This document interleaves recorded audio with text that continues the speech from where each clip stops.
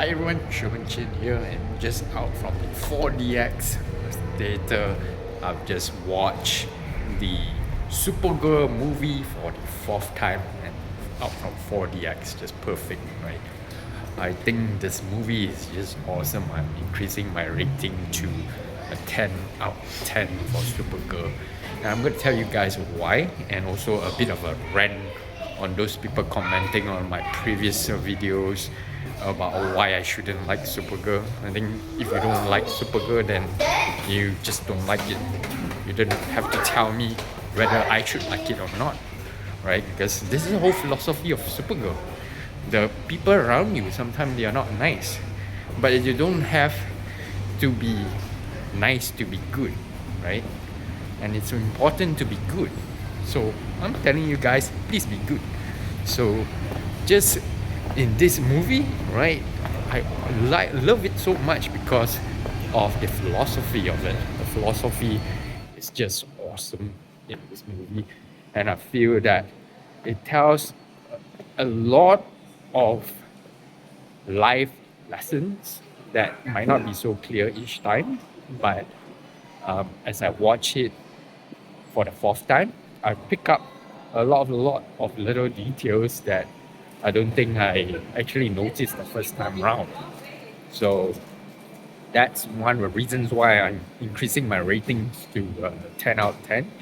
But maybe I can give you guys like the reason why it was good for me, especially because you know, not many movies are like Supergirl where they tell a story of someone who is imperfect, right?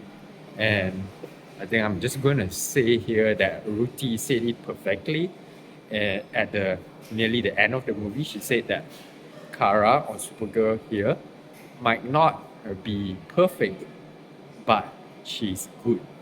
And that's a very, very important lesson. She also said that Kara might not always be nice, but she's kind. So please be kind as well. Don't tell me what to do in the comments, right? Because you can do whatever you like to do, but I've learned through life that sometimes people are just not nice, but as long as they're kind, then it's a good thing. So just talk about the visuals of this movie. It's really nice, and also the sound, the music, especially the needle drop at the end of the movie where there's this big fight scene. There's the song, the middle, that is sang by can't really remember her name now. I think it's Kelty.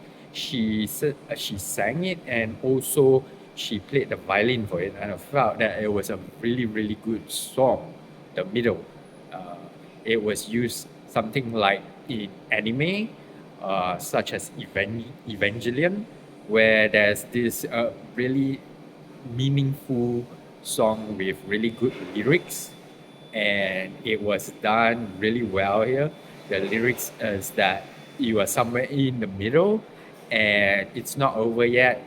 You are, you are, as long as you try your best, right? That's the meaning behind the lyrics. As long as you try your best, don't bother about those people who look down on you. So I think that is the core philosophy behind Supergirl, and that's why I love this Supergirl movie so much. The visuals are great, the sound is great. I watch it in 4DX, and 4DX has all the effects. You can feel the fighting, you can feel the punch, even when she does her laser eyes, you can feel it. And then there was the beginning where um, Crypto was playing with inside the spaceship, and there was like things that broke, right? And I feel that when you watch it, you see all these little elements like things breaking, and you realize that Supergirl is also a broken person, right? And the whole philosophy behind it. I'm going to get into the details as well. There's some spoilers, so let's just go. If you want to just skip the spoilers, you can check out my previous reviews down below without the spoilers. But this one has some spoilers, so I'm going to talk a bit about what, like at the beginning, and what's those criticisms people have about it. Um, so one of the criticisms that they have about Millie Alcock is her look. She does have a more squarish jaw, so she does have a bit of a masculine look. But I think it suits her because, she doesn't come off across as perfect, right? I mean, personally, I think she's really, really pretty, and but she has like she doesn't have the perfect teeth. You can see in the movie, and I realized that I myself didn't have perfect teeth. I don't think I have perfect teeth right now as well. But it's good to see someone who is not like a supermodel, right? I think she represents a normal person. And again, when I watch this movie, I don't see it as a very feminist movie. So I'm not anti-feminist, by the way, but a lot of people are saying like this is like a woke movie, it's promoting feminism and all that. But that's not the case at all. In fact, when I watch this movie, I relate to the character a lot. And I think there are some critics who even are saying that it's not feminist enough and Millie Alcock could have done more. And some people are saying that she was trying to support the queer community. I don't see why she shouldn't, but at the same time, she was being very neutral about it. She said that Supergirl could be queer, but she didn't say that she is, right? So she was quite neutral about it, and people were just interpreting it their own way. So one of the things that they interpreted, or most of us interpreted when we watched Supergirl for the first time, is that Supergirl here was telling Ruthie not to kill, right? But she killed in the end. Okay, so not she. I mean, Supergirl or Kara killed the main villain in the end. So why did that happen? And what's the philosophy behind it? For me, it's because I think Kara, again, she's not perfect. She's not like Superman. She sees the truth in people, um, and she's not nerdy like Superman. She doesn't always have a no kill kind of a rule. I think Supergirl is more like Rambo or those Akira Kurosawa kind of movies, right? Um, so when you watch Rambo, he is like she has PTSD or post traumatic stress uh, that disorder, I think. So they have like a lot of trauma, and because of the trauma, I think they feel that they are broken inside, they're not perfect, and they have a lot of pent up anger. I think the pent up anger is the one that causes them to really lash out at people. So I think that because of this lashing out, I mean, I feel the anger as well. Sometimes, like I was bullied when I was a kid, and personally, I'm a person who wants to be strong, right? And I've trained to be strong. I do 100 push-ups every day, and when bullies come, I fight with them. I do not hold back, and especially people comment down below and say stupid things. Uh, yeah, so come on, man. If you want to take it on with me, well, come. I welcome you. Just come take it on with me. I will not back down and tell you that.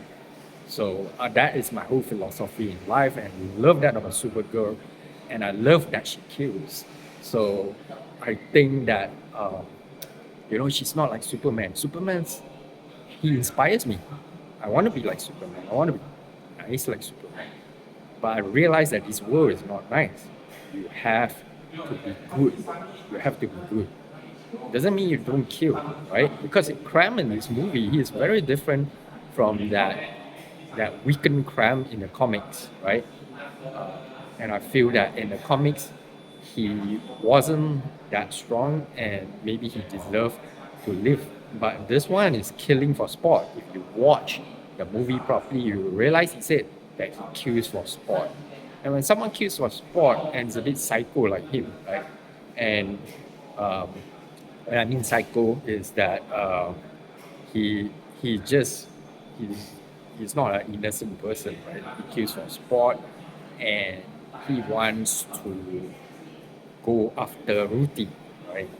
So if Supergirl were to just let him go, he would probably go after Ruthie, and that's not what we want.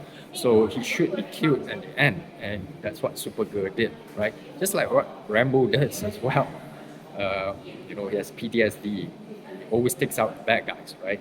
And you see that Rambo in the end, he goes on a killing spree whenever whoever he's protecting is harmed, right? And I feel the same as well, right? Why come and harm people? I need to protect people because I have that feeling just like Supergirl, but I don't want to end up like Rambo or Supergirl, right? So, um, you know, the thing is sometimes to have peace, you have to do what has to be done. And I think Supergirl actually brought that across really well. And I really love that philosophy about Supergirl.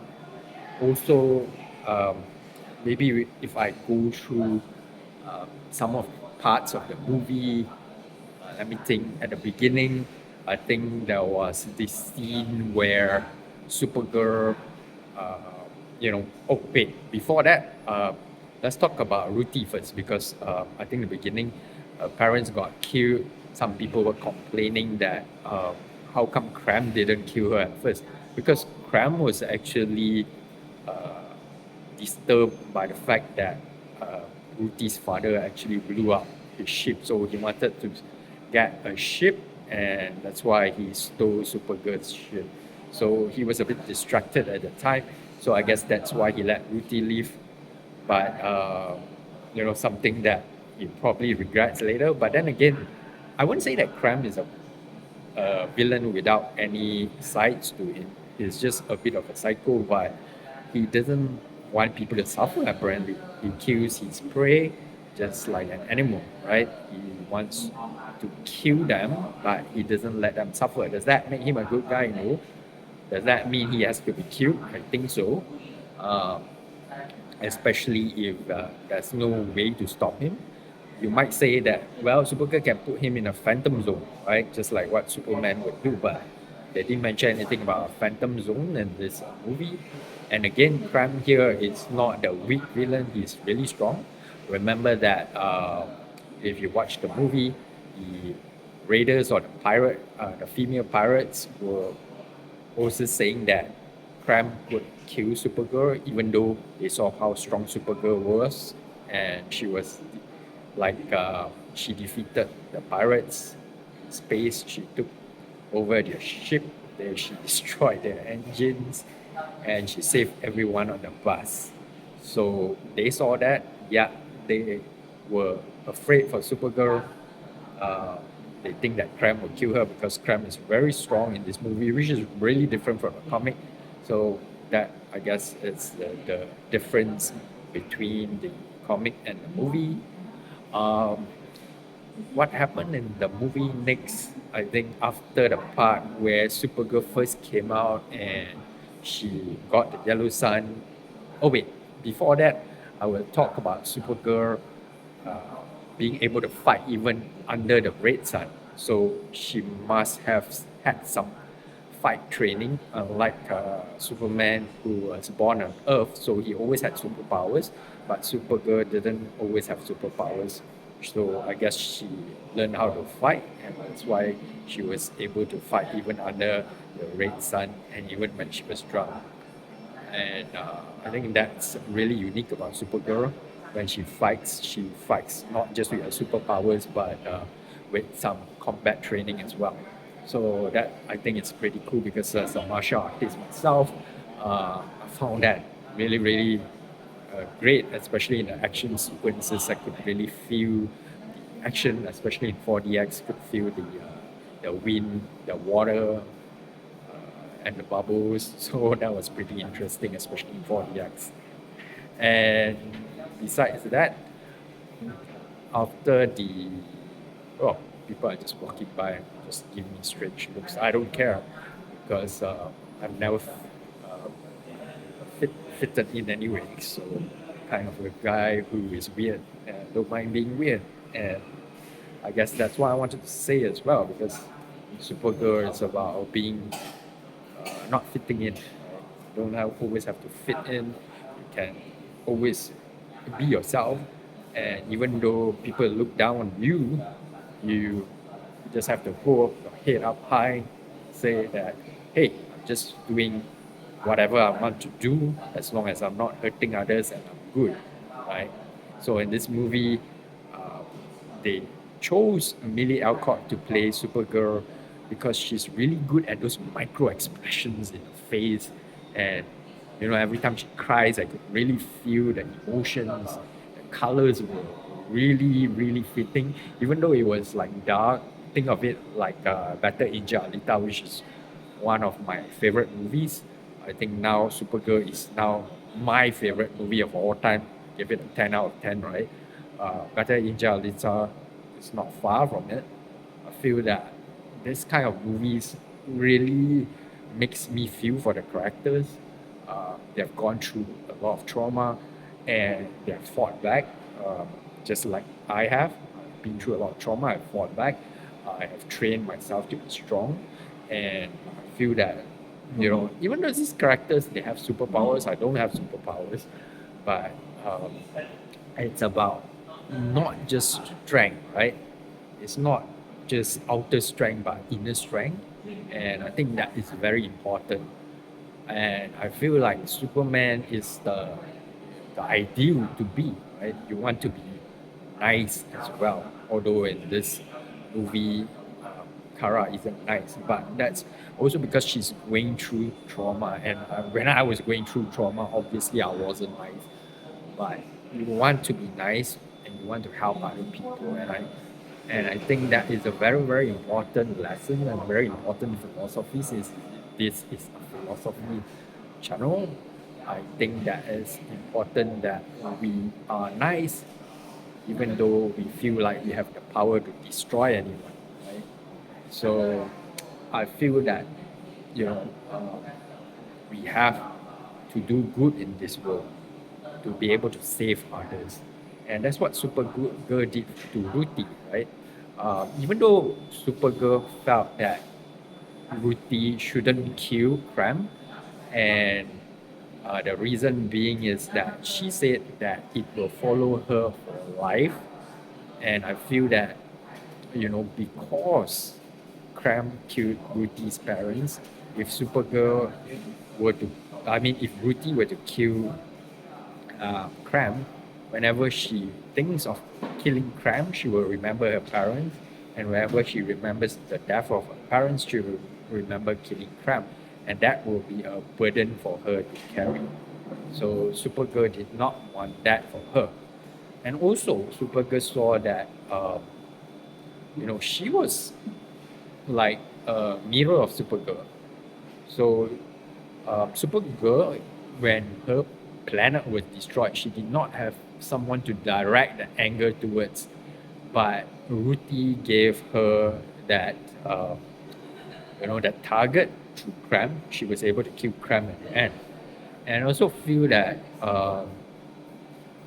Lobo was important there because he kind he kind of shows the reason of not the reason.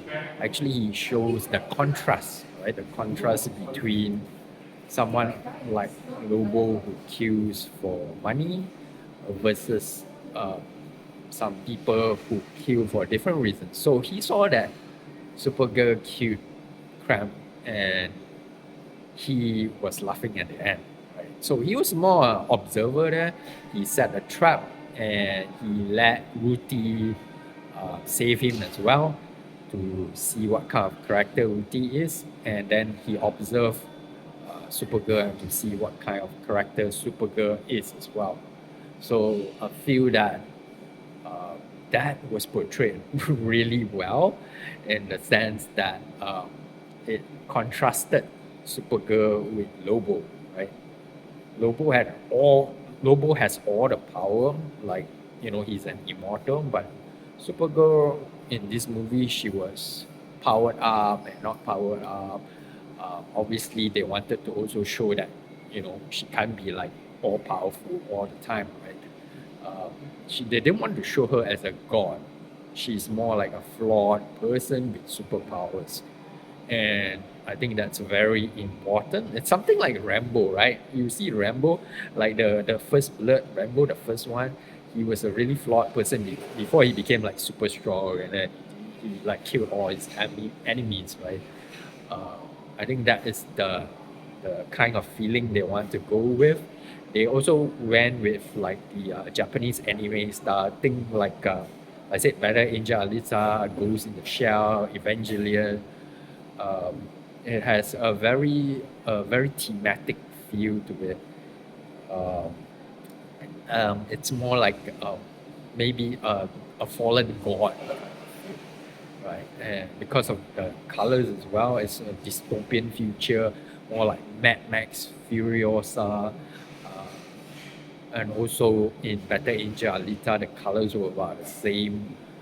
I think this kind of feeling, especially when she puts on her suit, right? She said the suit is just a suit, but in the end, she wore that suit, and that color just like stuck out, and it really like the color against that dystopian, really bleak kind of background. It really gave a lot of hope, right? Even though it was just a suit.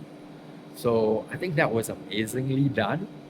Uh, Anna Noguera is the screenwriter for Supergirl. I think she did really, really well, especially in the parts where they were on Krypton or Argo. Right? Argo City is part of Krypton that was saved. Uh, Kal, which is Superman, was sent to Earth to be a conqueror, right, in James Gunn's law. And over here, I think Craig Giuseppe, I think he was the director for this movie. He made it in such a way that Supergirl was sent to Earth to protect people and to be good. So that's very different, and she manages to protect Ruthie, and I think she manages to fulfill that role, and that's why she felt happy towards the end of the movie. So that was like a very, very satisfying conclusion to this movie. I really felt it. Like sometimes, like when I first watched it, I didn't get it because when I watched Superman, James Gunn Superman, it was very well articulated because Superman actually spoke to the audience and actually explained a lot. So in today's world, I think a lot of people just want to be spoon fed and not actually understand the meaning or the late philosophy behind movies like Supergirl. So that's why Supergirl is a 10 out of 10 for me. It has everything. It has the visuals, it has the correct music play at the time to inspire, and also it has the kind of inspiration, and shows that a normal person can be strong, not because of physical strength, but because you know she can be empathetic as well. Like she was empathetic towards Bulma at the beginning, and that's why she fell for his trick, and she got poisoned as well, right? So you might say that, hey, that sounds so dumb. Why she poisoned? But she was poisoned because she was empathetic, and as a result of that, unfortunately, um, she also had she was actually responsible for Bulma's death and his wife's death and his son now, which was Charles' death, right? But it wasn't her fault as well because they were the one who set up the trap to trap Supergirl. So just like in life, things happen and not always in a way that you want it to happen. So yeah, and Supergirl just flew up into space, especially when Ruthie blamed her for the death, and she cried in space without any sound, and that was amazing. I felt that. I saw that tear out of her eye floating in space. I think that was amazingly done. I don't know why people are complaining about the special effects. I think the special effects were amazing. Um, I know that mostly like in a very dystopian Mad Max Furiosa kind of a space setting without much, and sometimes that looks a bit awkward for special effects, but I think it was done really, really well. So I don't see a problem in that. And uh, yeah, I think that this movie, you know, is just amazing. 10 out of 10, like I said. And I get it that not everyone would love it because not everyone loves Better Angel Alita as well, right? So, and some of you might actually think that it's very niche, and it is. It's a very niche movie. It's a very self-contained movie. There were no after credits, but I felt that it the whole reason of it being self-contained is so that when you watch it in the future, it can be a generational movie. Like even your kids would love to watch it, like how you would watch, or how I would watch Akira Kurosawa's Rant or Akira Kurosawa's The Hidden Fortress, which, if you didn't know, was the inspiration to Star Wars, and also Akira Kurosawa's Seven Samurai. So this kind of movies, they are very visceral, right? They bring you into the moment. They make you observe the movement in the scene. They make you observe the characters in the scene. They make you observe the background. And in this movie, there's just so much to observe. And every time I watch it, like I said, this is my fourth time watching it. I'm probably gonna watch it more as well. Watch it IMAX. I watch it in normal cinema. I watch it 4DX. And I just want to see and feel and hear everything, right? I even had smelled that bubbles coming down. So I think this was amazing, right? It's so sad that not many people appreciate Supergirl, uh, but I hope that when it comes out on streaming, people will watch it. I would even probably buy the in art toy 1/6 scale Supergirl model. I'm not sure yet. It's $400. It's super expensive. But you know, even if I don't buy it, like whenever I see Supergirl, I'm inspired, and the movie itself is very inspirational. So yeah, uh, what else would I want to say? I think I want to answer some of the criticisms, like for example, uh, I think someone criticized me, like when they watch the scenes in the trailers, they saw that Supergirl, uh, actually the Superman welcomed Supergirl and they said that she was going to receive a power, and they didn't show that, but they actually did. She landed on Earth, and Superman told her that her powers would kick in, and when her powers kicked in, they cut to a scene where she was living in Metropolis, um, and she was hearing everything, right? That was her powers. So in that scene, it was meant to tell you that her powers isn't that great because she gets to hear everything, and that sensory overload was crazy for someone who has trauma, right? You're just overloaded with all that sound that you can hear. Like imagine you can have super hearing and you hear people talking from around you, you hear the city sounds. That is total sensory overload. So Kara had to drown that noise by using earphones, and listening to music. I think that was exceptionally well done, uh, to give it a reason for all those really cool songs playing. Like I said, the middle is my favorite. It's probably one of my most inspirational songs that I'll keep listening to for a long time to come. And if you guys, are inspired by Supergirl, please do comment down below and tell me about it. Um, if you don't like Supergirl, yeah, you can comment down below as well. Just don't tell me or others what to like or what not to like, because when I commented on the middle, uh, on the song, and people were telling me that Supergirl was losing money. I really don't care if the movie is losing money.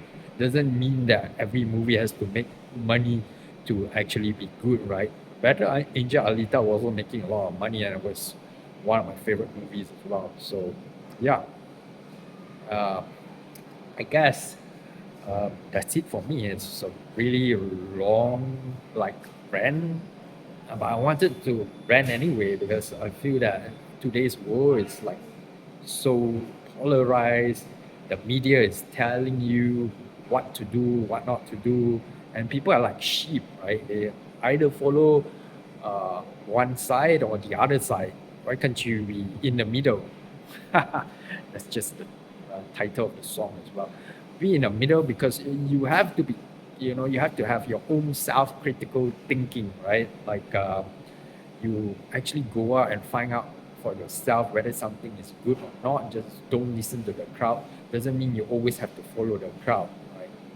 And yeah, that's what I like about Supergirl as well. I mean, she's not following the crowd. She's always alone. She says her dog is family. Well, yeah. So to me, I'm also usually alone. Um, Being alone is not that bad because when you have nothing to lose, you have everything to gain, and nobody can use the leverage against you to take things away from you, right? Then you are strong because you can do whatever you want, and you have nothing to lose. I have nothing to lose, right? I can do whatever I want, but always choose to be good. Why? Because you want to be able to help people, you want to be able to protect people. That's what makes you strong. Okay, I hope you guys like videos like this. You like my philosophy. If you do, please do like, subscribe, and click that notifications bell. Use the links down below to help support the channel. I have discounts for at Thomas Tools and also discount on NordVPN. Use my links down below to help the channel.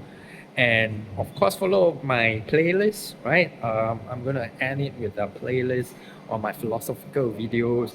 I have my strength training videos, my internal martial arts videos. If you were ever bullied and you want to reach out to someone, please do reach out to me, and I hope I can help you guys. All right, thank you so much, guys. I'll see you guys in the next one. Take care now. Bye.